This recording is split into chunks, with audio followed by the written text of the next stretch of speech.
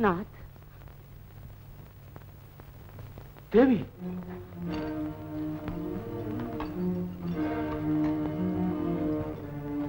तुम इस कैद खाने में? इस कैद खाने में तो मेरा सब कुछ है नाथ। मेरे भगवान यहाँ, मेरे ठाकुर यहाँ। लेकिन दुश्मनों ने तुम्हें यहाँ आने कैसे दिया? वो राजपूत हैं और वो बता नहीं सकते। उन्होंने आपसे मिलने की मुझे आज्ञा दे दी।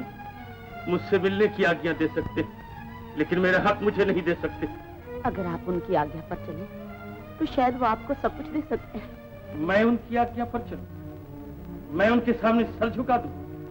तुमने कभी सूरज को जमीन पर उतरते हुए देखा है देवी? क्रोध न कीजिए नाथ। रणवीर का सर कट सकता है, लेकिन झुक नहीं सकता। राजपूत के लिए रणभूमि की मौत जिंदगी है, और खुशामदी की जिंदगी मौत। वो खुशामद नहीं चाहते हैं नाथ, वो तो सिर्फ हमारे गांव से लगान चाहते हैं। उसके बाद आप फिर अपने किले के किलेदार बना दिए जाएंगे। हाँ, वो हमें खरीदना चाहते, लेकिन हम बिकना नहीं चाहते।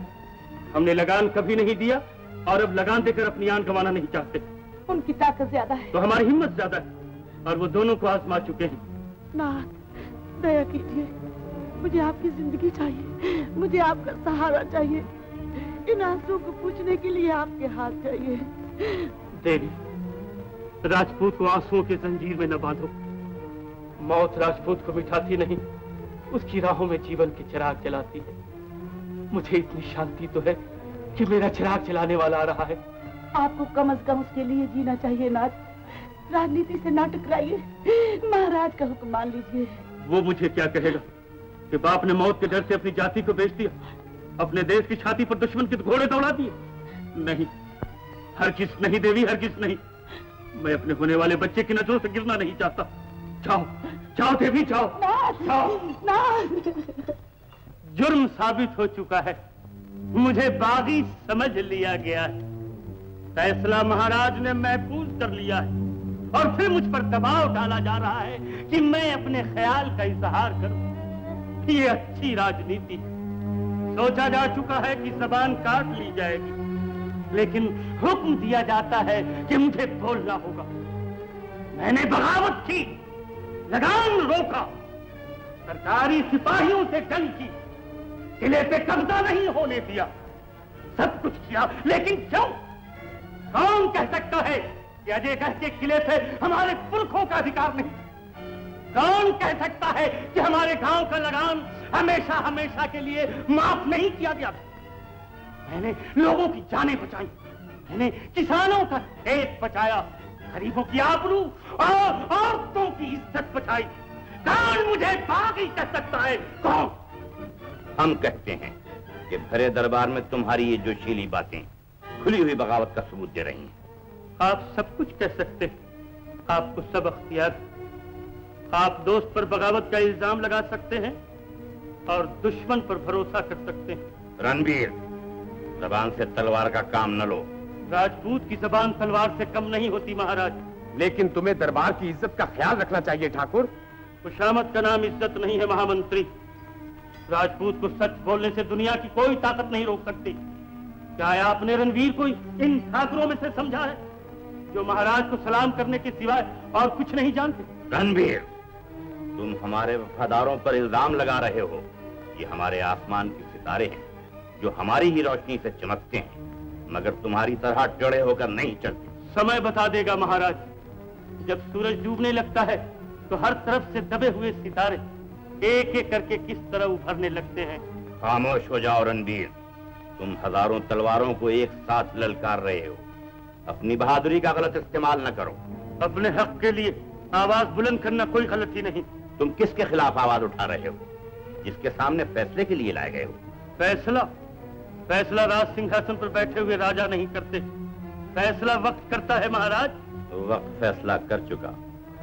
हम तुम्हारे सारे एजाज वापस लेते हैं और ऐलान करते हैं कि अजयगढ़ के किलेदार आज से तुम नहीं, ठाकुर बलराम सिंह। बागी की सजा मौत है महाराज, बागी की सजा मौत है। हाँ, रणवीर की मौत अकेली नहीं आती। तुम समझते हो इन जंजीरों में जकड़ने से रणवीर तुम्हारे सामने सर झुका देगा? नहीं, रणवीर का सर कट सकता है लेकिन झुक नहीं सकता। बहादुरों की बहादुरी को ललकारना अपनी मौत को आवाज देना है। रणवीर, ये क्या गजब किया?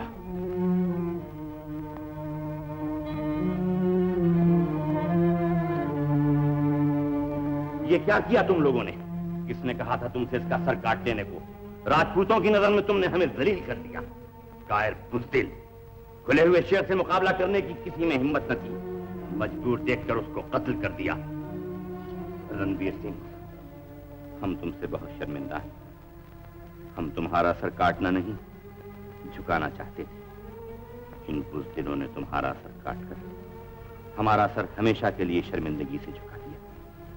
रणवीर, तुम एक बहादुर थे और हम तुम्हारी बहादुरी को सलाम करते हैं। संग्राम सिंह, क्या हुआ? महाराज के फैसले से पहले ही लोगों ने उन्हें कत्ल कर दिया।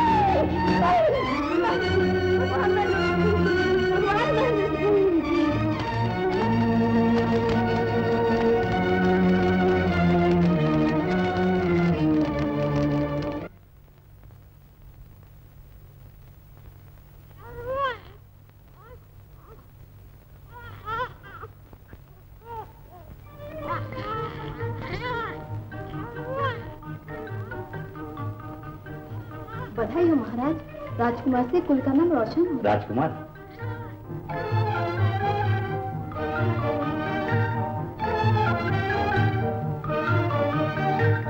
राजकुमार अखंड चक्रवर्ती हो महाराज। महामंत्री, खजाने की मोहरें तोड़ दो, नगर में खुशी की बरखा बरसा दो। आज हमारे राज में कोई दुखी न रहे। जो आज्ञा महाराज।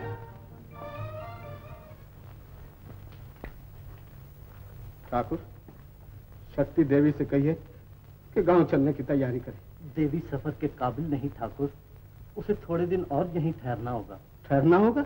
हाँ। क्यों? राजकुमार के आने से पहले एक गरीब का बच्चा इस दुनिया में आ चुका है। उसके रोने की आवाज तुम नहीं सुनते? राहु। ओहो, राहु की दशा अच्छी नहीं है महाराज। आज में घर में शनि पड़ता है, माँ बाप के लिए ठीक नहीं है। कोई उपाय? हाँ,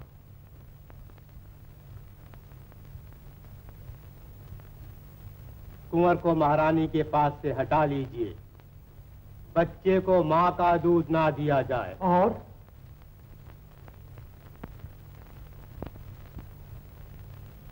8 वर्ष तक महाराज कुंवर का मुंह ना देखें, नहीं तो कुल का सर्वनाश हो जाएगा। जाने जी।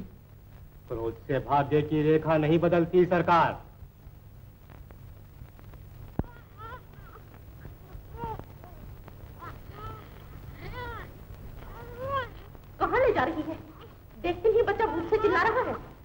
जी, मंत्री जी का हुक्म है कि कुंवर को माँ का दूध ना दिया जाए।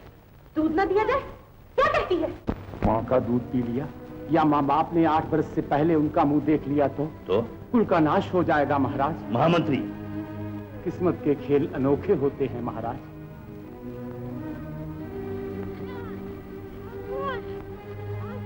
चांद निकला और चांदनी न हुई, चिराग रोशन हुआ और 8 बरस तक अंधेरा। अब कौन है जो कुंवर का पालन कर सके? राज में कई घर ऐसे हैं महाराज जहाँ कुंवर जी की सेवा हो सकती है। हमें कुंवर के लिए आसरा नहीं चाहिए, एक ऐसा घर चाहिए जहाँ सितारा सूरज बनकर निकले। शेर के बच्चे को शेरनी का दूध चाहिए, किसी मामूली औरत का नहीं। ऐसी औरत तो सारे राज्य में एक ही है महाराज, जिसने अभी अभी एक बालक को जन्म दिया है। किस जात की है? बराबर की है, छत्रानी है। कौन है वो? स्वर्गवासी रणवीर सिंह की धर्मपत्नी। महामंत्री, वो महाराज के दुश्मन की पत्नी है। हम कुंवर को दुश्मन के हवाले नहीं कर सकते। जिस दूध में दुश्मन का जहर हो वो दूध कुंवर को नहीं पिलाया जा सकता महाराज। हम दुश्मन पर भरोसा नहीं करते। दूध का असर खून में भी होता है। बेटा बाप का दुश्मन होकर जवान हो, ये हमें मंजूर नहीं। बच्चे की जान पर बनी है और तुम लोग पुरानी दुश्मनी को लिए बैठे हो। भगवान की लीला कौन जानता है? जो नागन अपने बच्चे को खा जाती है वो आदमी के बच्चे पर छाया भी कर सकती है। तुमने हमें मुश्किल में डाल दिया महामंत्री। दिल झुकता है मगर दिमाग झुकने नहीं देता। कुंवर रो रहे हैं महाराज। हाँ, कुंवर को कपड़े में लपेटकर हमारे पास ले आओ। जो आज्ञा महाराज। क्या शक्ति देवी यहीं ठहरी हैं? आप कहाँ से आए हैं? क्या काम है? हम यहीं के रहने वाले हैं। बच्चे के बारे में कुछ काम है। अच्छा, आप ठहरिए।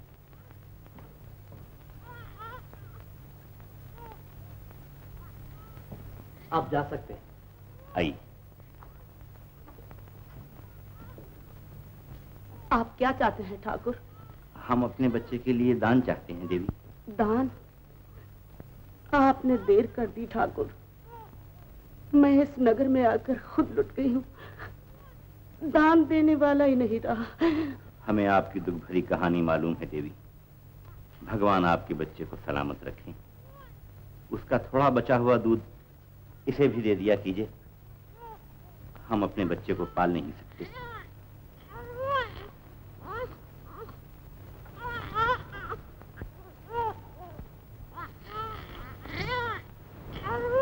क्यों ठाकुर? मेरे बच्चे के पिता को महाराज का अत्याचार खा गया। तुम्हारे बच्चे की माँ तो सलामत है ना? भगवान सलामत रखे। माँ तो जिंदा है मगर बच्चे को दूध नहीं पिला सकती और ना बाप 8 वर्ष तक बच्चे का मुंह देख सकते। क्यों? राज ज्योतिषी ने कहा है। महामंत्री, तो ये तुम हो राना? पहले खुले बंदो जीवन पर डाका डालते थे, अब भेष बदलकर जीवन की चोरी करने निकले हो। ऐसी बात नहीं है देवी। हम तो भिखारी बन के आए हैं। करो न करो, बच्चे को आसरा दो। मैं कौन होती हूँ किसी को आसरा देने वाली? दूसरों का आसरा तोड़ने वाला दुनिया में खुद बेआसरा हो जाता है राना। हम जानते हैं एक राजपूतनी का दुखा हुआ ज्वालामुखी से कम नहीं होता, लेकिन लोग ज्वालामुखी पर भी फूल चढ़ाने आते हैं। हमने अपना फूल तुम्हारे चरणों में रख दिया। कुंवर ने अब तक दूध नहीं पिया है देवी। बालक को वापस ले जाओ राना। जिस बाप को अपनी आशाओं का खून निचोड़ कर दे दिया, उसके बच्चे को दूध नहीं दूंगी, हरगिज़ नहीं दूंगी। बच्चा तुम्हारी ममता को पुकार रहा है। मैं बहरी हो चुकी हूँ। बच्चे देश की अमानत होते हैं और नगरवासी नगर की अमानत नहीं मिटाते। बहादुर भी अपनी जाति का अमानतदार होता है राना, और तुमने अपने अमानतदार को बेगुनाह मिटा दिया है। जो कुछ हम नहीं चाहते थे वो हुआ। गुजरी हुई कहानी न दोहराओ, बच्चा मर जाएगा। मैं मजबूर हूँ। अच्छा, तो हम दम तोड़ने के लिए इसे यहीं छोड़े जाते हैं। समझेंगे बदला चुका लिया। जब मर जाए तो हमें खबर दे। राना, मैं रात बालक की हत्या तुम कर रही हो। दुश्मन हम हैं। हमारे बच्चे ने तुम्हारा कुछ नहीं बिगाड़ा। तुम्हें बदला चाहिए तो हम मौजूद हैं। लेकिन अगर घर आए हुए निर्दोष बालक को तुमने वापस लौटा दिया तो हम आज से अपने को राजपूत कहलवाना छोड़ देंगे। चुप कराओ। बच्चा हमसे चुप नहीं हो सकता। तुम क्या जवाब देती हो देवी? बच्चा रो रहा है, बच्चे को चुप कराओ।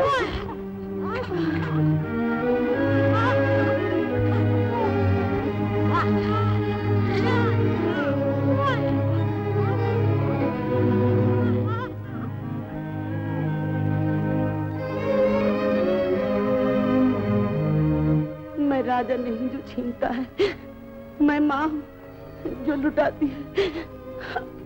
वाकई तुम माँ हो। तुमने मेरे बच्चे को जीवन दान दिया। परमात्मा तुम्हारे बच्चे पर सदा अमृत बरसाए।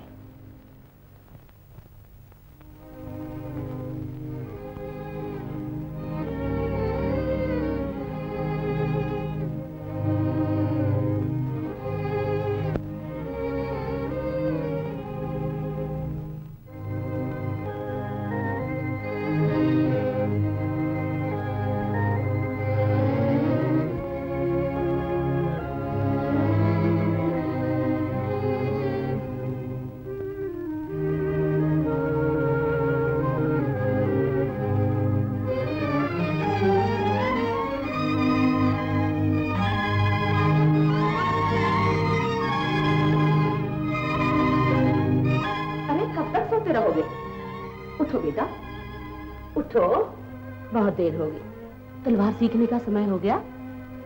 विजय, उठो बेटा, उठो।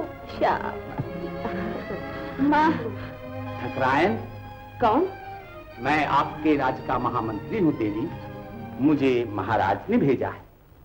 महाराज ने भेजा है? तो क्या 8 वर्ष पूरे हो गए? हाँ देवी, समय पूरा हो गया। आप जिस दौलत की रक्षा कर रही थी उसे हंसी खुशी लौटाने की घड़ी आ गई। तो सपना टूट गया। 8 वर्ष तक जिस चिराग से ये घर रोशन था, उसे आप यकायक लेने आ गए। मजबूरी है देवी। शायद महाराज भी अभी राजकुमार को नहीं बुलवाते, मगर इस चिराग की रोशनी से सिर्फ 1-2 घर नहीं, सारे देश को रोशन होना है। मजबूरी ना होती तो आदमी देवता ना बन जाते। पधारिए मंत्री जी, मैं राजकुमार को अभी तैयार किए देती। आओ बेटा, आओ।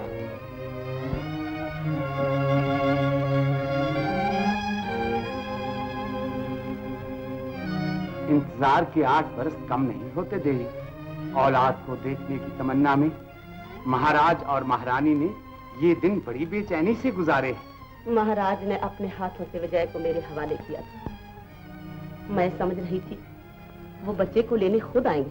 वो खुद ही आने वाले थे, मगर सोचा बाद में कोई ये ना कहे कि महाराज दबाव डालकर अपने बच्चे को ले गए। महाराज ने गलत सोचा है। ना तो उनके डर से मैंने बच्चे की देखभाल की है, ना उनके डर से बच्चा मैं उनके हवाले कर। महाराज ने कुमार को तलब नहीं किया, आपसे दरख्वास्त की। मंत्री जी, मैं कुमार को रोक नहीं सकती, मगर दूध पिलाने वाले का भी तो कुछ अधिकार होता है। महाराज ने वो अधिकार आपको दे दिया है, उनका फरमान है। आपको धन्यवाद दी है और अजयगढ़ का अधिकार राज्य में पहला माना गया है। हुक्म है कि सरकारी सेना अजयगढ़ में कभी नहीं ठहरेगी और अजयगढ़ का लगान माफ किया गया है। इस पर महाराज की दस्तखत है। मंत्री जी, मैंने कुमार को दूध पिलाया है, बेचा नहीं। महाराज जीवन का दाम एक कागज से देना चाहते हैं। मैं इस कीमत को अपने विजय पे कुर्बान करती हूँ। ये क्या किया आपने? शाही फरमान को चाक कर देना उसकी तौहीन है। और ममता की तौहीन मंत्री जी कोई तौहीन नहीं। बच्चे को ले जाइए और महाराज से कह दीजिए कि उनकी कीमत का शुक्रिया। जाओ विजय, जाओ। तुम मेरे कोई नहीं, मगर मेरे खून से पले हो। मेरे जीवन के हर सांस के साथ तुमने सांस लिया है। मुझे भूलना नहीं बेटा, मुझे भूलना नहीं। जाओ बेटा, जाओ। विजय, अब कब आओगे विजय? जब माँ बुलाएगी। जाओ बेटा, देर हो रही है।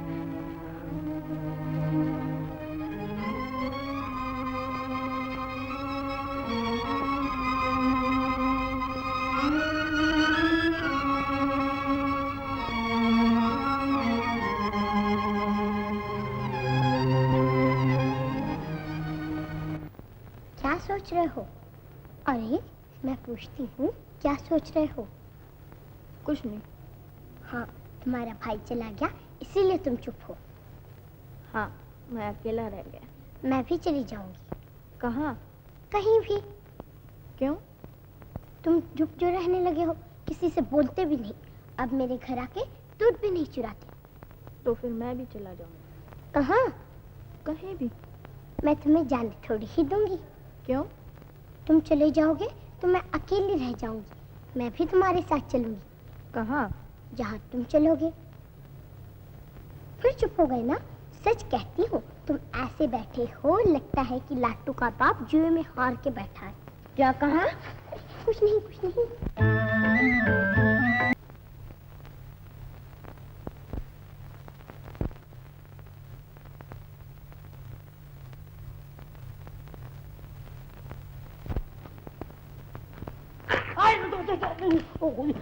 लाटू सिंह तुम और वो कहाँ है गोरी? मोहब्बत तुम करते हो और पूछते हो मुझसे। तो फिर तुम यहाँ क्या कर रहे थे? भाई साहब, जिस फेर में तुम हो आजकल उसी चक्कर में मैं हूँ। लेकिन गोरी को तो मैं चाहता हूँ। हाँ, ये मैं जानता हूँ कि शेर शिकारी खाता है, घास नहीं। जैसे तुम गोरी से प्रेम करते हो, मैं अपनी तानी से। अच्छा, प्रेम तानी से करते हो और पीछे हमारे घूमते हो? नहीं समझे, बात ये है कि जो मैं तुमसे सीखता हूँ अपने आप पर आजमाता हूँ। वैसे तो मामला सब ठीक है, मगर जरा बोलने में मार खाता हूँ। बस ये कमजोरी दूर करने के लिए छुप छुप के तुमसे बोलना सीखता हूँ। ठीक है, सीख जाओ। अजीत, अजीत! अच्छा लाटू सिंह, मैं चलती हूँ। कहाँ जाते हो? कहाँ जाते हो? बोलना मत, बहुत जोर बोलना मत, जाते हो मगर बोलना मत। तलवार लेकर अजीत! अजीत गया तलवार लेकर गया। कहाँ गया? पता नहीं, ऐसा किया, बोला नहीं कुछ। अच्छा, हाँ, तो फिर तुम ऐसे चले जाओ मैं कहाँ जाऊँ? तानी के पास। तानी तो बाप को दवा पिला रही है, मैं क्या करूं अकेला वहाँ। उसने बोला कि बोलना सीख के आओ, फिर आने दूंगी। अभी तो मैं सीखा ही नहीं। नहीं सीखे? नहीं। तो फिर कल फिर आना। कल? हाँ। तुम आओगी? हाँ, हम दोनों फिर गाना गाएंगे। अच्छा, हम आए। अच्छा। आज करण सिंह के आदमी फिर गांव में दिखाई देते हैं। अच्छा, तो फिर सरकारी खजाना भी जरूर आ रहा होगा। जरूर होगा। चलो उनका पीछा।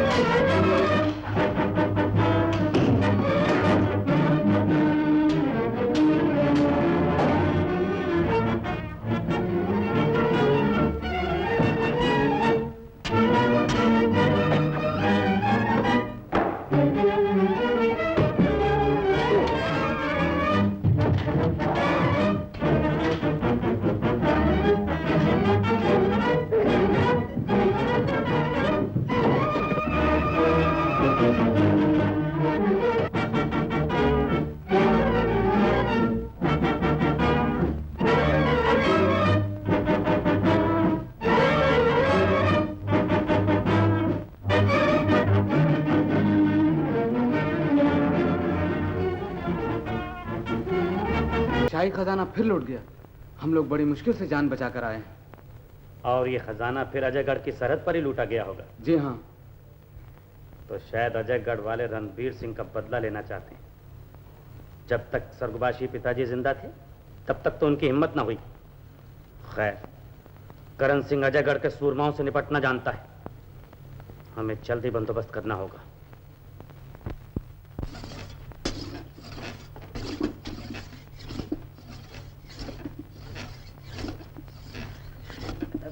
पिताजी, राजपूतों की तलवार रणभूमि में घिसती है, आपकी सारी तलवार पत्थर पे घिस गई। बेटा, तलवार के घिसने की दो ही जगह है, तो पहले पत्थर और बाद में दुश्मन की गर्दन। पिताजी, तो आपके दुश्मन अभी तक जिंदा हैं? जब तक मैं जिंदा हूँ जब तक वो नहीं मरता। पड़ा हुआ एड़ियां रगड़ रहा है।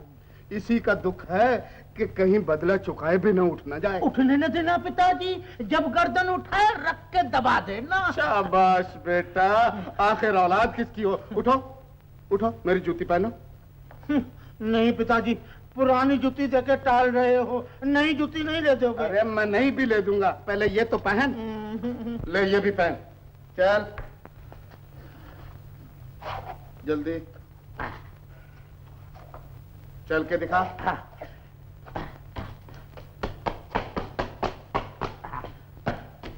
काटती तो नहीं? पाँव में आने के बाद भला काट सकती है पिताजी? बस तो फिर काम बन गया। क्या मतलब? बुजुर्गों ने कहा है कि जब बाप की जूती बेटे को पूरी आ जाए तो वो बेटा नहीं रहता। ये आप क्या कह रहे हैं पिताजी? अगर माताजी जिंदा होती तो आप ये कभी न कहते। भला बताइए कभी कह सकते थे? अरे रोता क्यों है, मैं ठीक कहता हूँ। बराबर का बेटा दोस्त होता है। मिला हाथ? अच्छा अब हम दोस्त हो गए। मेरा एक कहना और याद रखना, ये भी बुजुर्गों की नसीहत है। फरमाइए फरमाइए पिताजी, बल्कि सारी नसीहतें आज ही कह डालिए, फिर समय मिले न मिले। बेटा बेटा नहीं पिताजी, दोस्त दोस्त दोस्त। अव्वल तो प्रेम करना नहीं। प्रेम करता ही कौन है पिताजी? हो जाता है हो जाता है। अच्छा अगर हो जाए तो 7 घर छोड़ लेना। क्या कहा? 7 घर छोड़? 7 घर जैसी आ गया पिताजी। शाबाश शाबाश। अच्छा मैं अब अपने दुश्मन को देखा हूँ, कहीं मर तो नहीं गया। 7 घर छोड़कर प्रेम करना? 7 घर। पहला घर रमेश सिंह ठाकुर, दूसरा घर जो सिंह ठाकुर, तीसरा घर बाई जोधा भाई। कहो ठाकुर। आओ अंदर आओ।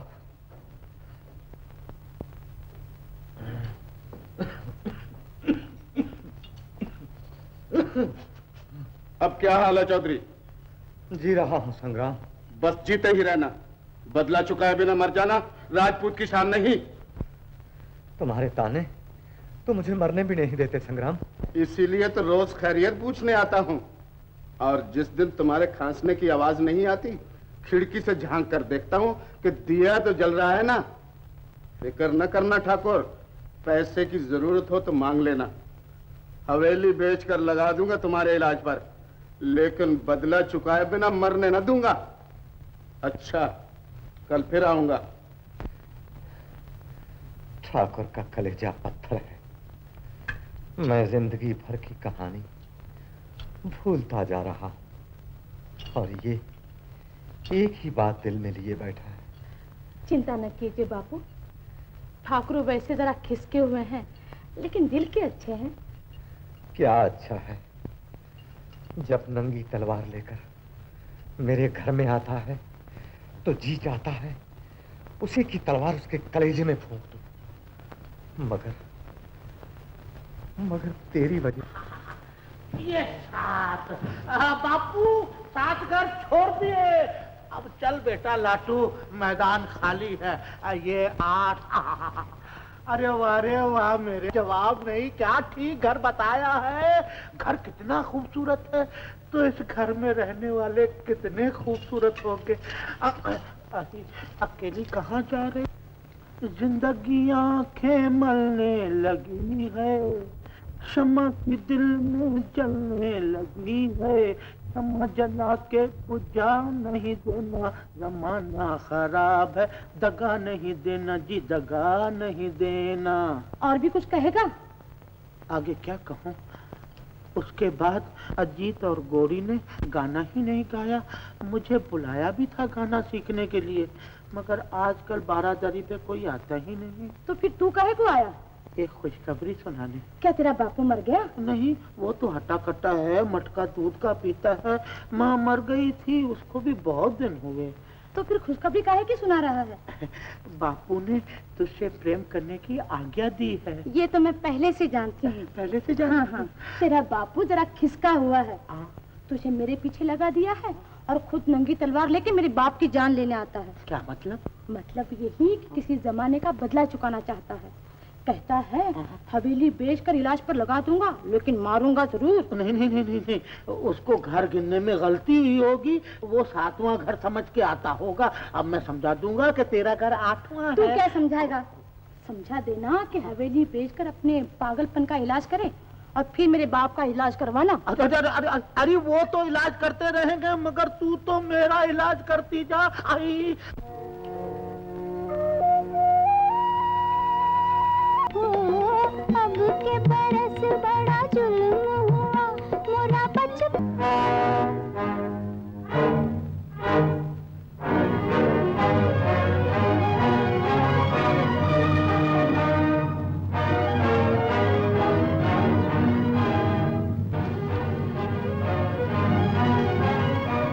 क्या नाम है तेरा? नाम क्या पूछते हो? काम देखो। क्यों, कैसी लगी? क्या मतलब? सर फोड़ कर चाहती है मैं तेरी तारीफ करूं? तो क्या हुआ, एक ही में नाम पूछने लगे, दूसरी पढ़ती तो ठेर हो जाते। चलती जमीन पर है और आसमान सर पर उठाना चाहती है। हाँ।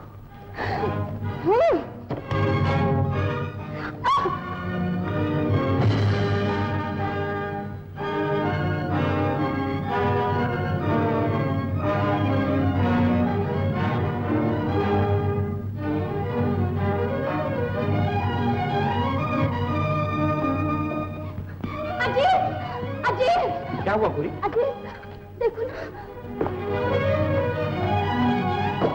खेत से यहाँ तक दौड़ते हुए आए हैं, रास्ते में कोई दम लेने को भी नहीं ठहरे।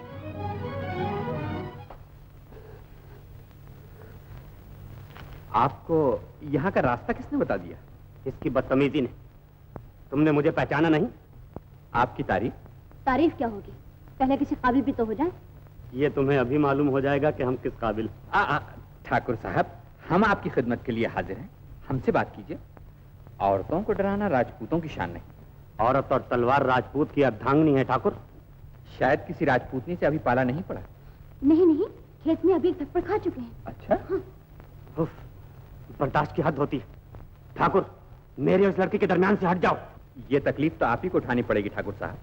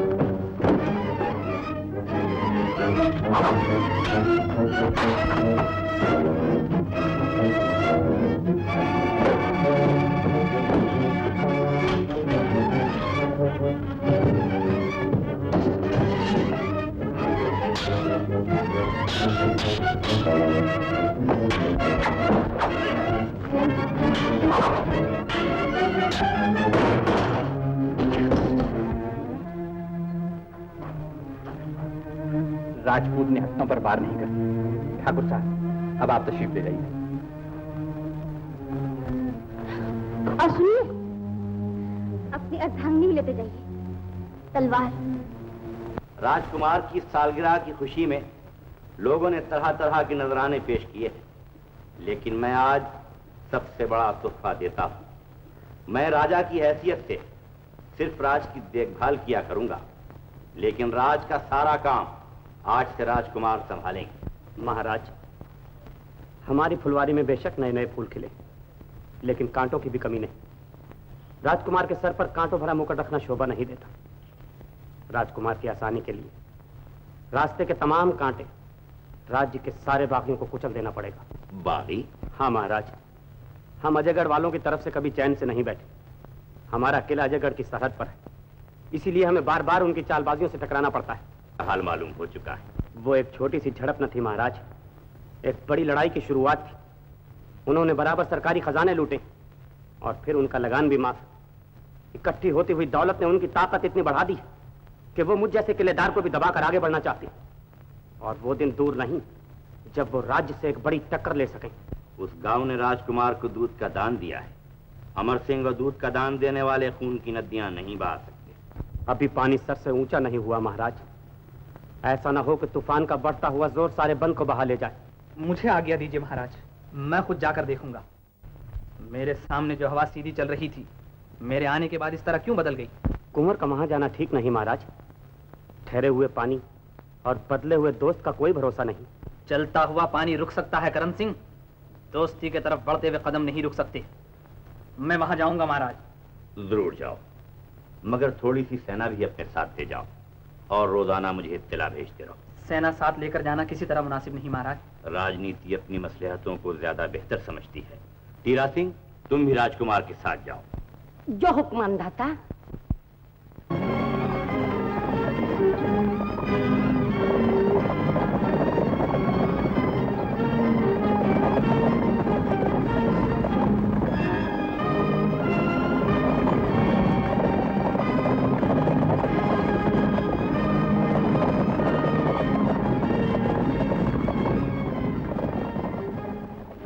हीरा सिंह, गांव तो अब करीब है, बेहतर यही है कि खैमे यहीं लगा दिए जाएं। हाँ हाँ, जैसी आज्ञा सरकार।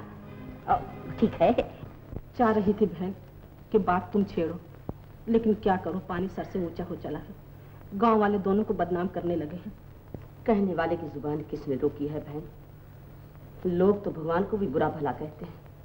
भगवान मालिक है, सुने न सुने उनकी मर्जी। हम अपनी बदनामी किस दिल से सुने? सच पूछो तो अपनी भी यही तमन्ना थी कि गोरी मेरी बहू बनकर मेरे घर आती। अजीत जैसा मेरा बेटा, वैसे तुम्हारा। आगे जो मुनासिब समझो सो करो। जब तुमने बात मुझ पर छोड़ी है बहन, तो फिर पंडित को बुलवाकर मुहूर्त निकलवा लूं। बात पक्की हो गई? पक्की। अच्छा, अब मैं चलती हूँ।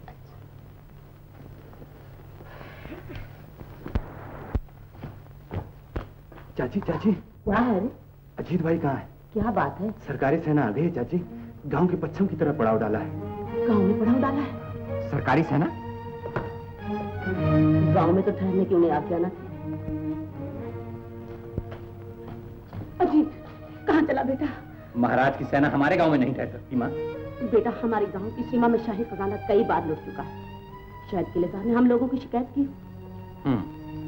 तो गोया वो कलम के लिखे को तलवार से काटना चाहते हैं। अगर वो दोस्ती की नीयत से आए हैं माँ, तो हमारे मेहमान हैं, वरना उनमें से एक भी बचकर नहीं जाएगा। अपनी बात की तरह जिद न करो बेटा। इस जिद के पीछे मेरा सब कुछ मिट गया है। मैं तुम्हें उनसे लड़ने ना दूंगी। दुश्मन के सामने से हट जाना राजपूत के धर्म के खिलाफ है। कौन जानता है वो दोस्त हैं या दुश्मन? अगर दोस्त होते तो हमारी सीमा पर क्यों आते? अजीत, लड़ने के लिए बहुत समय है। वो तेरे बाप को मुझसे छीन चुके हैं, अब वो तुझे मुझसे छीनना चाहते हैं। मेरे दूध का खून ना बना बेटा। चल यहाँ से चले, जब सहना वापस चली जाएगी फिर आ जाएंगे। मुझे मालूम तो करने दो माँ कि वो आए क्यों? नहीं बेटा, दूध का जला छाछ को फूंक के पीता है। मैं तुझे यहाँ घड़ी भर भी न ठहरने दूंगी। माँ बेटा, मैं तेरे हाथ जोड़ती हूँ।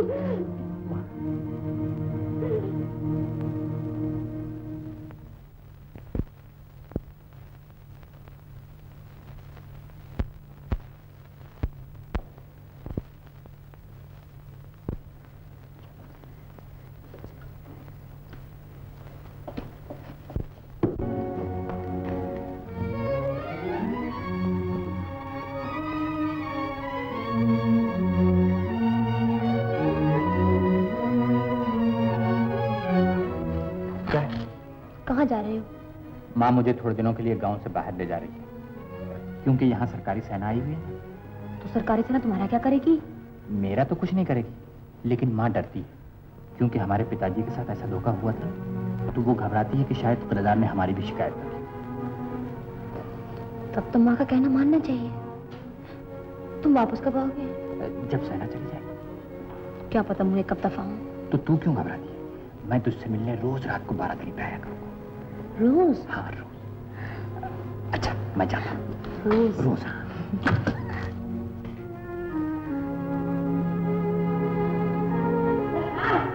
क्या है? अजीत सिंह को यहीं बुलवा लीजिए ना, क्यों आप तक? हीरा सिंह, हमें वहां जाना चाहिए। ठीक है, मगर आपने रास्ता देखा है? रास्ता? हाँ। ठाकुर जी राम राम।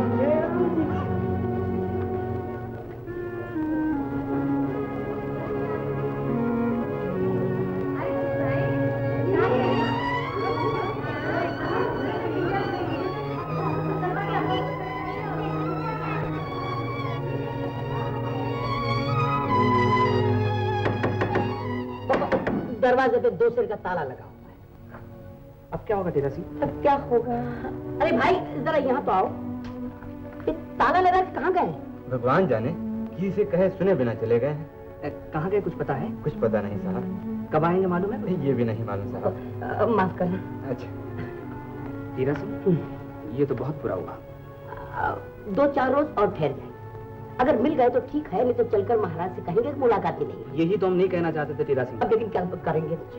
खैर चलो। तो चलो।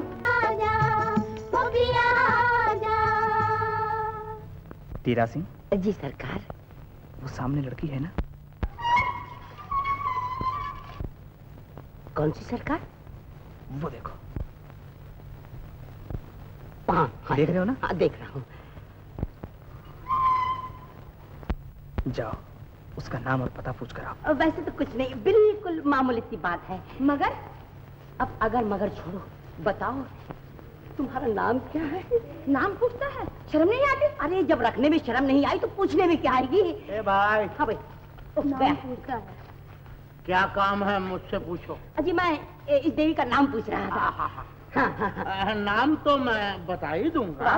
अब बताओ सर कौन सा है? सर हाजिर है। और जूता?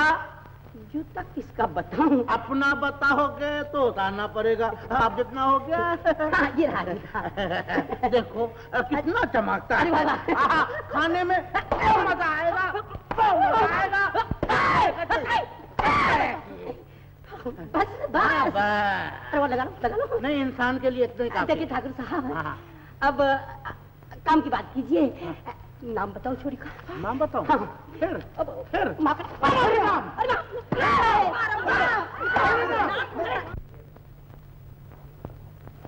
तेरा सिंह क्या हुआ? सरकार मैं लड़की देख आया, बड़ी सुंदर है। नाम पूछ लिया तुमने उसका? इसी की तो कसर रहेगी सरकार। वो नाम बताने ही वाली थी कि बीच में एक ठाकुर टपक पड़ा। फिर क्या हुआ? फिर उस लड़की को जो करना चाहिए था उसने कर दिया। नाम बता दिया उसने? नहीं सरकार, पहले सर पूछा, फिर जूते लगाए और कमबख्त ने उस पर भी नाम न बताया। बस जूते खाकर आ गए हो, एक लड़की का नाम तक नहीं पूछ सके। लेकिन क्या करते?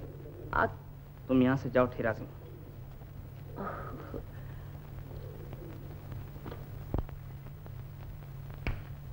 पिताजी, पिताजी, पिताजी, पिताजी। क्या आफत आ गई? पिताजी मेरा जूता पहनिए, मेरा जूता पहनिए पिताजी। क्यों, दुनिया में तुझे कोई और बेवकूफ नहीं मिला था जो अपना जूता मुझे पहनाते? पिताजी जूता तो पहनिए, फिर मैं सब बताता हूँ। पहनिए, जल्दी पहनिए पिताजी, जल्दी पहनिए। ये ले आप बता। जरा चलिए पिताजी। पिताजी तंग तो नहीं है? नहीं, ठीक है, बता तो सही। पिताजी आप ही ने तो कहा था जब बाप बेटे के पाँव का नाप एक हो जाए तो वो दोस्त हो जाते हैं। अरे मैंने नहीं कहा था, वो तो बुजुर्गों ने कहा है। आप भी तो मेरे बुजुर्ग हैं पिताजी, आज से हम दोस्त हो गए, मिलाइए हाथ। अब सुनिए पिताजी। गलत सलूक पर आवाज बुलंद करना सरकशी नहीं है। राजपूत का दिल दरबार के बंद किए हुए दरवाजे की तरह तंग नहीं होता। लुटेरे, डाकू और बागियों के लिए दरवाजे बंद कर ही दिए जाते हैं। क्या तुम्हें इनकार है कि तुमने सरकारी खजाने नहीं लूटे? क्या ये झूठ है कि तुमने सरकारी सेना पर छापे नहीं मारे? क्या लोगों ने नहीं देखा कि तुम दरबार में सर झुकाए बगैर चले आए?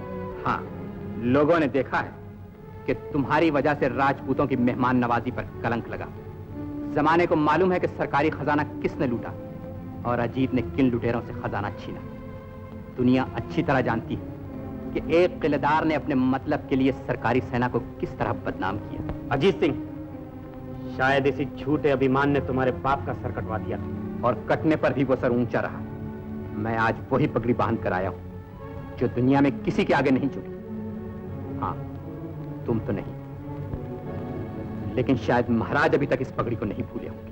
अजीत सिंह, जमाने को इतना पीछे न पलटो कि जमीन की मिटी हुई सुर्खियां फिर से झलकने लगी। महाराज, मैं दोस्त बनकर आया हूं, राजनीति का दबाव सहने नहीं आया। अगर राजनीति भाई से मिलने का भी कोई खराज वसूल करना चाहती है तो मैं मेहमान की हैसियत से नहीं अदा कर सकता। अजीत, तुम यहाँ से ऐसे ही चले जाने के लिए नहीं आए हो। मुझे भाई से मिले बगैर चले जाने का अफसोस रहेगा। महाराज, आज्ञा दीजिए इस बागी को यही खत्म कर दिया जाए। ये नहीं होगा। मेहमान की सलामती राजपूत का धर्म है। मैं अपना धर्म बजा कर लाया हूँ और मेहमान को बचा कर ले जाऊंगा। ये कैसी दीवानगी है करण सिंह? ये रणभूमि नहीं, हमारा दरबार है। राजपूत की जिद को उसकी मौत भी नहीं रोक सकती। तुम अजीत को रणभूमि में लड़ने से रोक सकते हो, लेकिन यहाँ उसे राजकुमार के मिलने से नहीं रोक सकते। हीरा सिंह, अजीत को तुम राजकुमार के पास ले जाओ। जो हुक्म अंदाता, चलिए।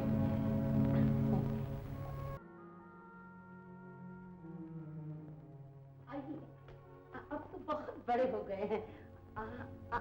वो रहे राजकुमार।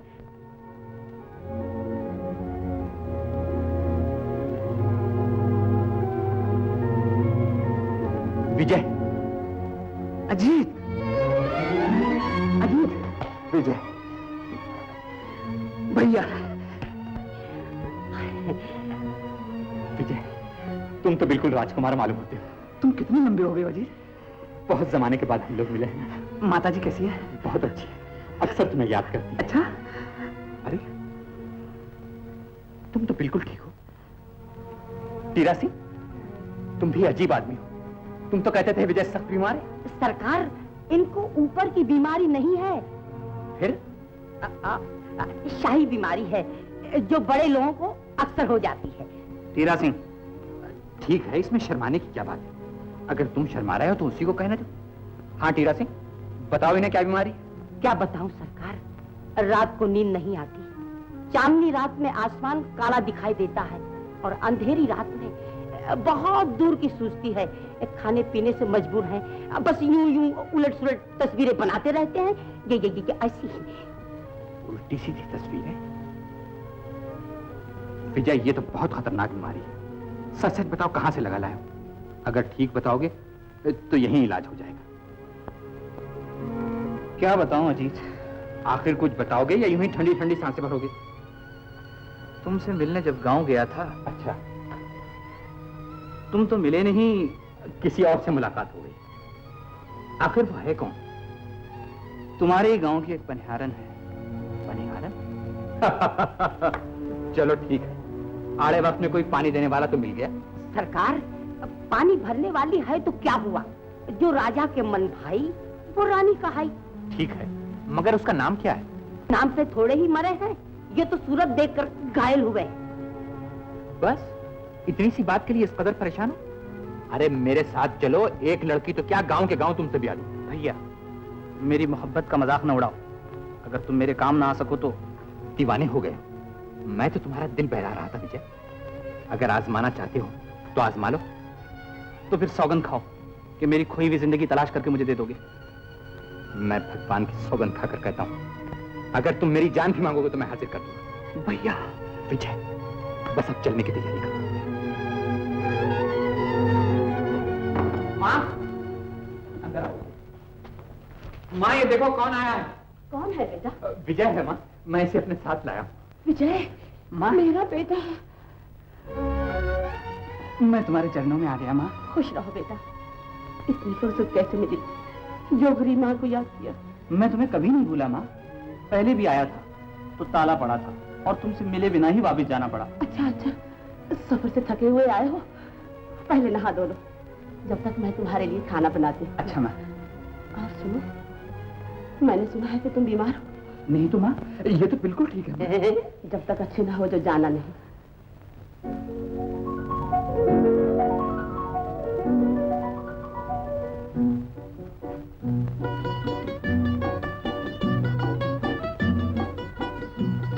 जरा गौर से देखो, कहीं इस कुएं में तो नहीं डूबे हो?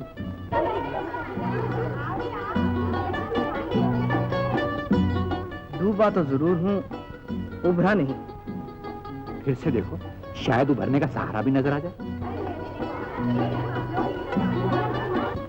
इनमें से कोई नहीं अजीत। आंखें ढूंढते ढूंढते थक गई, कहीं उसका पता न चला। जब तकदीर ही अंधी हो तो आंखें क्या गी? मेरा ख्याल है कि वो इस गांव की लड़की नहीं। कहीं बाहर के गांव से मेहमान तो नहीं है? परदेशियों के चेहरे नहीं छुपते अजीत। उसकी अदाएं बोल रही थी कि हम पराए नहीं। अच्छा, तो गया आपकी उससे बातचीत भी हो चुकी? अजीत, वो देखो, वो है लड़की। तुम्हारी आंखें धोखा खा रही हैं विजय। मेरी आंखें धोखा नहीं दे सकती। ये वही लड़की है जिसने मेरा दिल मेरे हाथों से छीन लिया है। ये तुम क्या कह रहे हो? मैं सच कह रहा हूँ भैया, सच कह रहे हो? मगर कुछ सोच तो लिया होता। मोहब्बत सोचती कहाँ है। अब तो मैं तुम्हारी अक्ल से अपनी आंखों की रोशनी ढूंढ रहा हूँ। भैया, तुमने मुझे वचन दिया है। हाँ विजय, मैंने तुम्हें वचन दिया था। राजपूत का वचन सच्चा होता है। सच बहुत कड़वा होता है। तो शायद तुम्हें मेरी मोहब्बत पसंद नहीं। अपनी बर्बादी किसे पसंद होती? अपनी बर्बादी? हाँ विजय, मैं अपने भाई को अपनी आंखों के सामने बर्बाद होते कैसे देख सकता हूँ? तो फिर तुम झिझक क्यों रहे हो? और ये लड़की कौन है जो तुम्हारे वचन के सामने दीवार बनकर खड़ी है? ये गोरी है विजय, हमारे गांव की गोरी। मैं इसका नाम नहीं जानता भैया। तो फिर उड़ते हुए पंछी पर तीर क्यों चलाया? निशाना जरा तो ठहरा लिया होता था। क्या इसकी शादी हो चुकी? होने ही वाली थी, मगर अब नहीं हुई। मैं अपना वचन पूरा करूंगा विजय, मैं अपना वचन पूरा करूंगा। मैं तुम्हें मुबारकबाद देता हूं कि ये लड़की पनहारन नहीं है, बल्कि अपनी ही जात की राजपूत है। तुम राजधानी वापस जाओ, मैं टीरा सिंह के साथ इसे भेज दूंगा। जाओ विजय, जाओ। भैया, मैं शादी की तैयारी कर लूं? हाँ विजय, तुम तैयारी करो।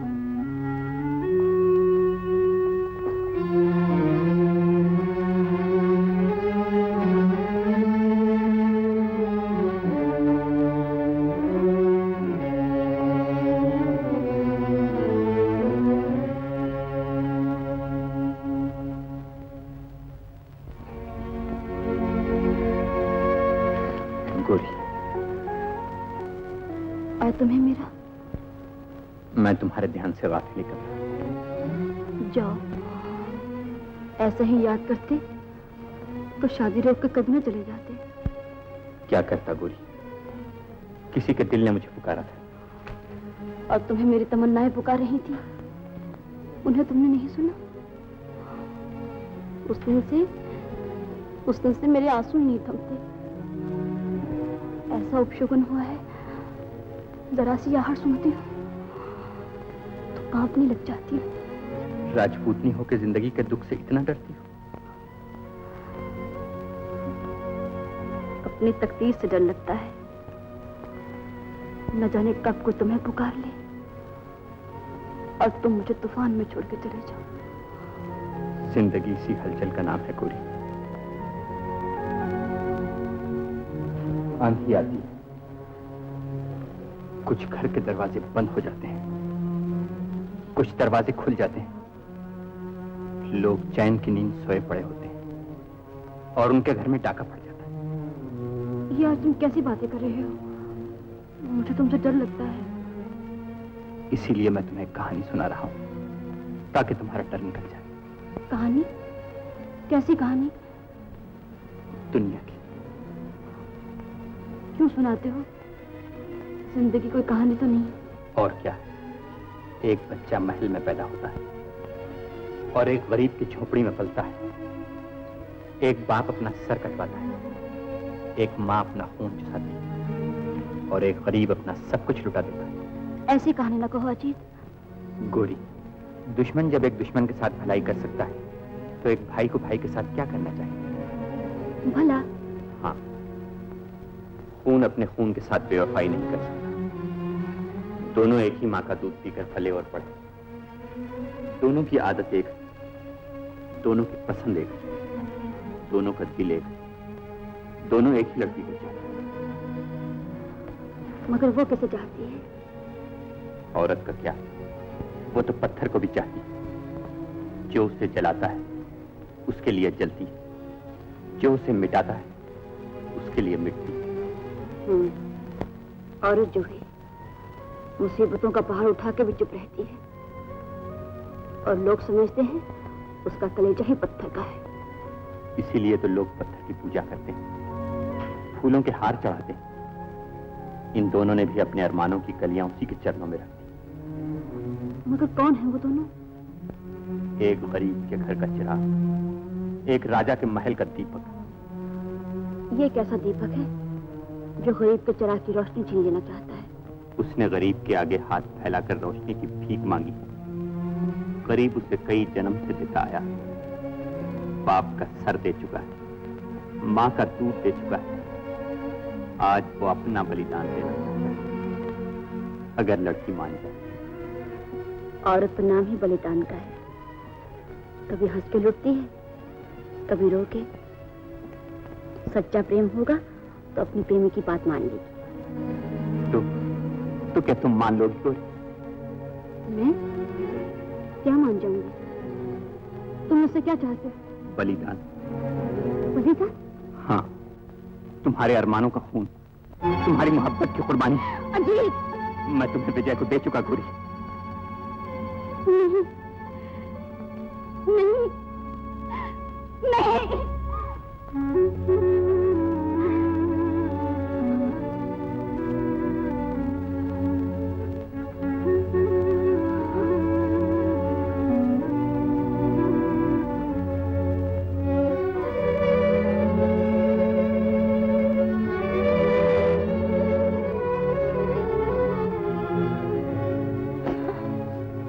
अजीत, मुझे बर्बाद न करो। मैं तलवार की धार पे चल सकती हूँ,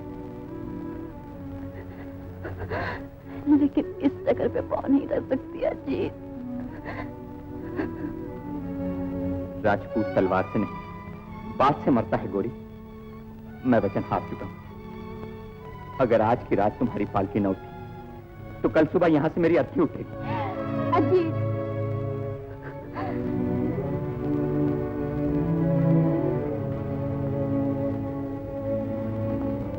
मैं तुम्हारा यहां इंतजार करूंगा गोरी।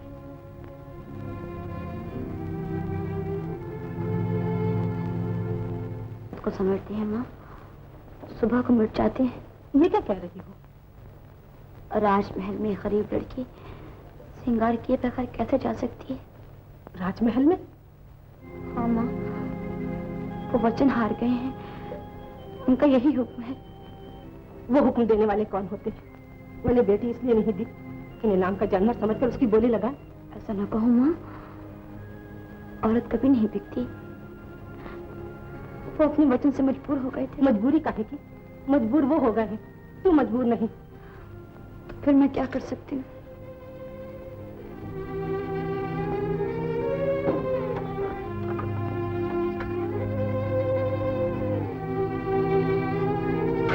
ये ले। माँ, मैं ऐसा कर लेती माँ, लेकिन उन्होंने कहा है अगर आज रात 12 से मेरी पालकी ना उठा सके तो भगवान ना करे कल वहीं से उनकी अर्थी उठेगी। मेरे बड़े से बच्चे। माँ, मैंने उनके हुक्म पर सर झुका दिया है, अब तुम्हारे हुक्म पर सर झुकाती हूँ।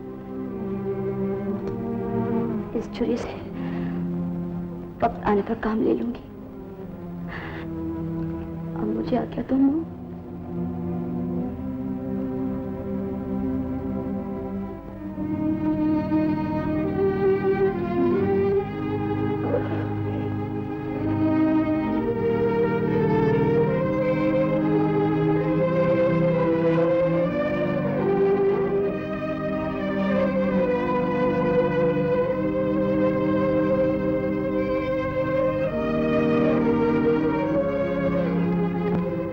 तुम आ गई?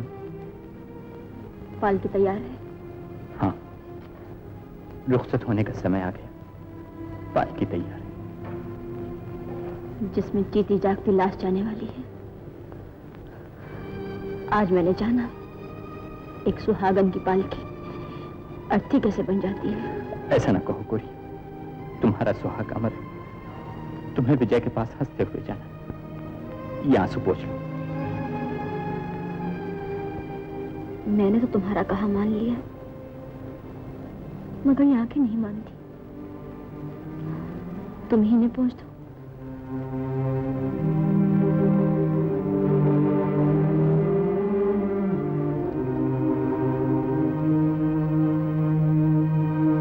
खुश रहो, हमेशा खुश रहो। खुश रहूं? चलो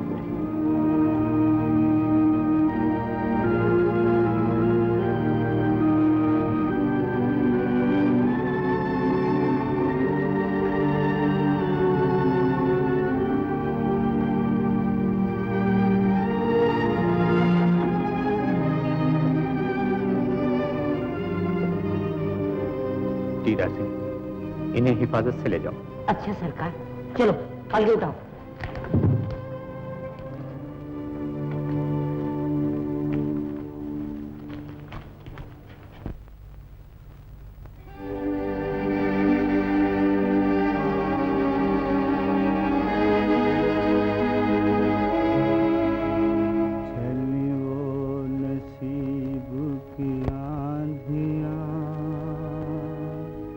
के महल वफा के उजड़ गए, घड़ी भर को जो न हुए जुदा, वो सदा को आज बिछड़ गए। चली वो नसीब की आंधियां।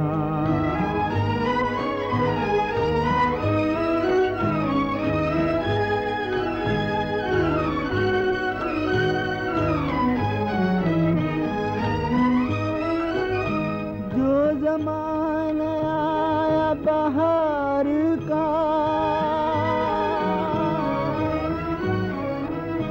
जो ज़माना आया बहार का, तो चमन उजड़ गया प्यार का, प्यार का। कहीं दिल की दिल ही में हसरतें बन खेल हाय बिगड़ गए।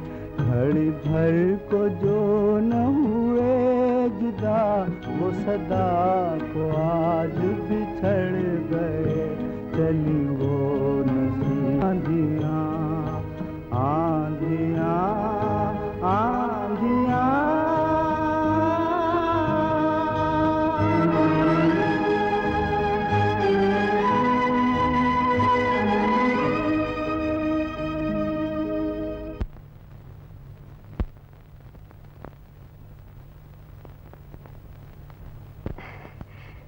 लड़की तो सचमुच बहुत ही सुंदर है।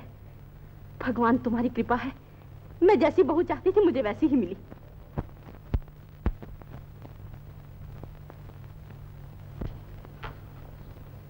लड़की महारानी को बहुत पसंद आई सरकार। औरतों और बच्चों की पसंद एक जैसी होती है। नहीं सरकार, आप देखेंगे तो आप भी पसंद करेंगे। सबसे बड़ी बात तो यही है कि वो लड़की बराबर ही की है, राजपूतानी है सरकार। हमें इसी की चिंता थी। चिंता से तो कोई दिल खाली नहीं होता सरकार। एक दिल से निकलती है, एक दिल में कांटे की तरह खटकती है। आपको अब काहे की चिंता सरकार? ये क्या कह रहा है टीरा सिंह? इस खुशी के समय रोना कैसा? क्या कहूं सरकार, खुशी के समय भी आंसू नहीं थमते। गरीब की आंखों में आंसू होते ही ज्यादा है। टीरा सिंह, वो राजा राजा नहीं जिसकी आंखें प्रजा के आंसुओं में डूब न जाए। हम पूछते हैं वो कौन सा दुख है जिसे सिर्फ तू ही जानता है? अन्नदाता, जान की अमान हो। कहो, अमान है। सरकार, अजीत सिंह अपने हाथ की मेहंदी पहुंचकर कुमार से मिलने आए थे। जब राजकुमार को साथ लेकर वो अपने गांव लौटे तो मालूम हुआ कि राजकुमार गौरी से प्रेम करते हैं, जिससे अजीत सिंह का लगन होने वाला था। कुमार के लिए उन्होंने अपने आप को जीते जी मिटा दिया सरकार। उन्होंने गौरी को नहीं भेजा है, अपने अरमानों की अर्थी को भेजा है, अपना बलिदान दे दिया है। तुमने हमें पहले इत्तला क्यों नहीं दी? अन्नदाता, मुझे कुछ मालूम नहीं था। कंवर के आने के बाद गौरी की पालकी लाने के लिए अजीत सिंह ने मुझे रोका था। विदा होते हुए मैंने दोनों की बातें सुनी, तब पता चला। और लोग उसे बागी कहते हैं। बागी लूटता है या लूट जाता है? इतनी बड़ी कुर्बानी। ये कैसा सन्नाटा है महाराज? हम डूब चुके हैं महारानी। अब तो हम उन लहरों का सहारा ढूंढ रहे हैं जो उभार कर हमें किनारे पर पहुंचा दी। क्या कोई दुश्मन हमारी सीमा के पास पहुंच गया है? दुश्मन तो हमारे घर में। घर में? कौन है महाराज?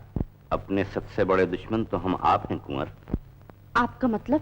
एक बहुत बड़ा तूफान आया जिसने सारे समंदर को खंगाल डाला, लेकिन एक आदमी के दरवाजे पर बहुत से मोती और बेशुमार दौलत छोड़कर चला गया। महाराज, क्या आप कहानी कह रहे हैं? सुनिए महारानी, इतनी बड़ी दौलत पाकर उस आदमी का लोभ बढ़ गया।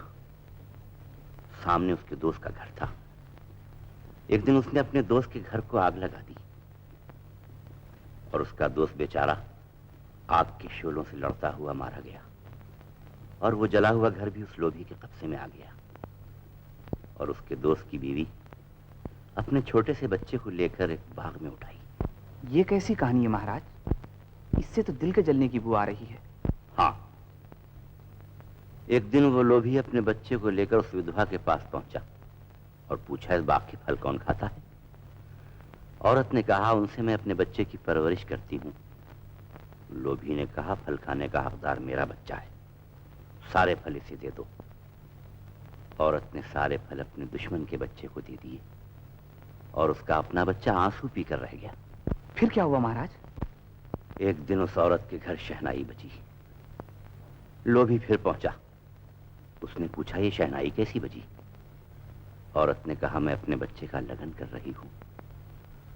लोभी ने कहा, जो लड़की तुम अपने बच्चे के लिए लाना चाहती हो वो मेरे बच्चे को दे दो।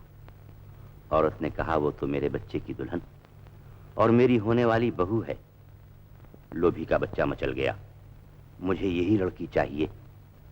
रात के अंधेरे में वो लड़की भी दुश्मन के घर पहुंचा दी गई। महाराज, वो ऐसा पापी कौन है? हम हैं कुंवर। अपने लोभ के लिए हमने अपने दोस्त रणवीर का सर उतारा।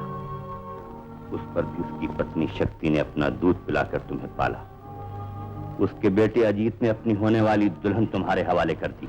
महाराज, अपने लोभ के लिए हम एक एक करके उनका सब कुछ लूटते गए और वो हंस हंस कर अपना सब कुछ लुटाते गए।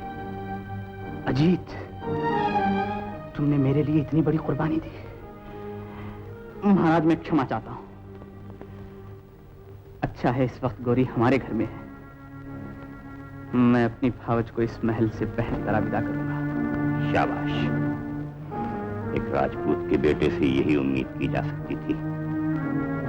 अजीत की शादी का शानदार तरीके पर इंतजाम करो और उसको बुलाने के लिए फौरन कासिद रवाना करो। जाओ।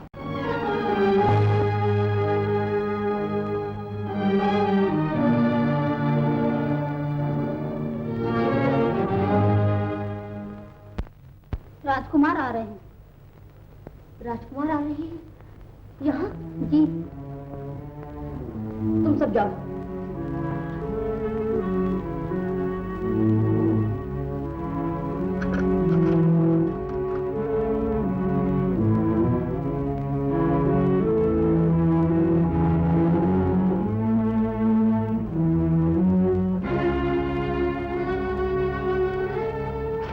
अब इस पर्दे की क्या जरूरत थी?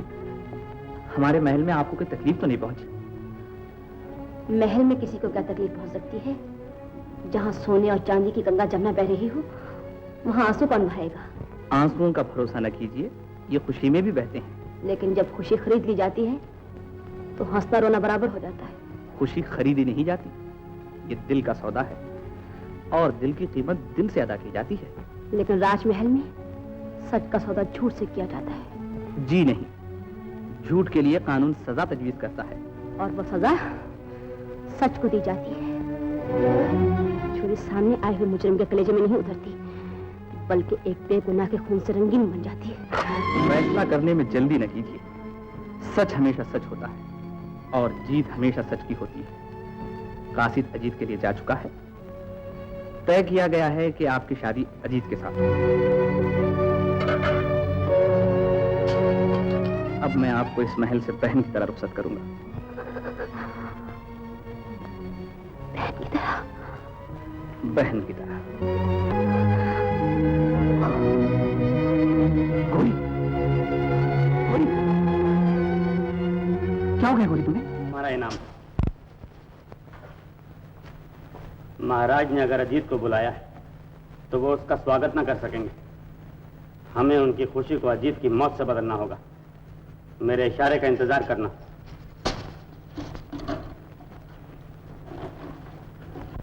बेटा, तेरी कुर्बानी ने मेरा सर ऊंचा कर दिया है। मैं जब तक जीऊंगी तुझ पर नाज करती रहूंगी। मैं तो कुर्बानी की गोद का पला हुआ हूं मां। हंस हंस कर अपना बलिदान देना मैंने तुमसे सीखा। धन्य हो बेटा। उस गरीब से बढ़कर दुनिया में कौन अमीर हो सकता है जिसने हमेशा राजा को भीख दी हो।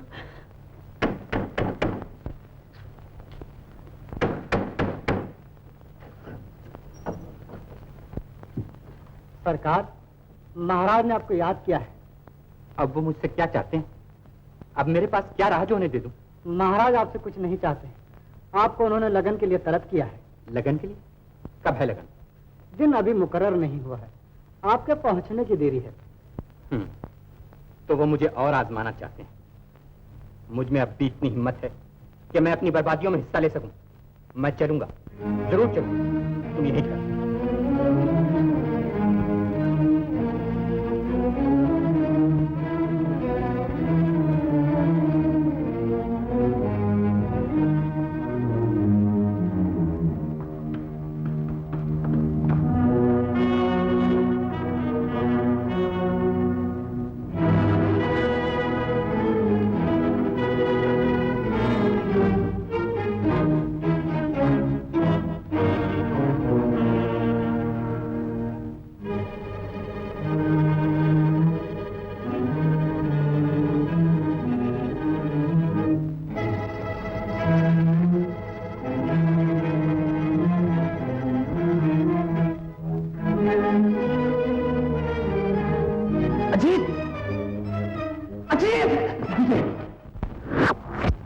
विजय, विजय, ये तुमने क्या किया? अजीत, अजीत, देखो कहीं तुम भागा है।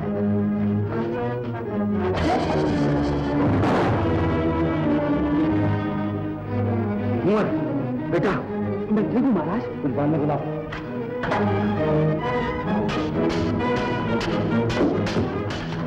दगाबाज, नमक हराम।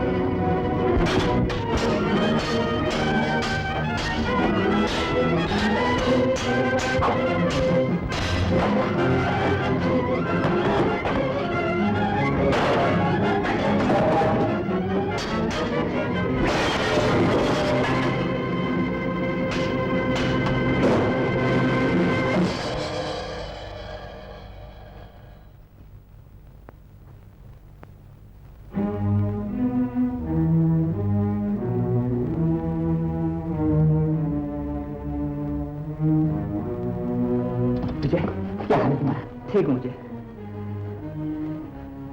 इस नमक हराम को अपने किए की सजा मिल गई महाराज। अजीत, एक दिन हमने तुम्हारे बाप की बहादुरी को सलाम किया था, आज तुम्हारी बहादुरी को भी सलाम करते हैं। महाराज, बच्चों की बहादुरी से बुजुर्गों का सर ऊंचा होता है, झुकता नहीं। हम कभी नहीं झुकते अजीत। तुम्हारे बलिदान ने आज हमें झुका दिया। तुमने अपना सब कुछ हमारे वास्ते लुटा दिया, आज हम अपना सब कुछ तुम्हारे वास्ते लुटाने को तैयार हैं। तो फिर अजीत की शादी का जल्दी इंतजाम कीजिए महाराज। मैंने कहा था ना, गोरी को इस महल से बहन की तरह विदा करूंगा। विजय, आज वो समय आ गया है। अजीत,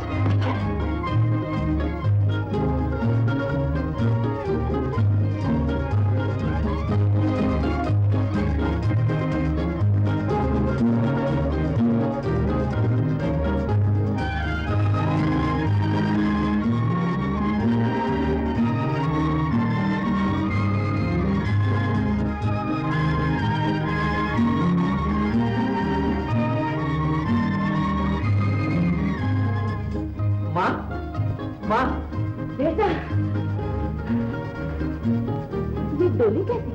यही तो ताज्जुब की बात है माँ। गए थे दूसरे की शादी करवाने और खुद अपनी हो गई। गोरी, गोरी, गोरी,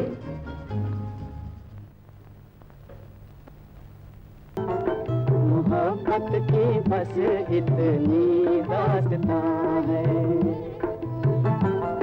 जुदाई जुदाई दो दिलों का इम्तिहान है।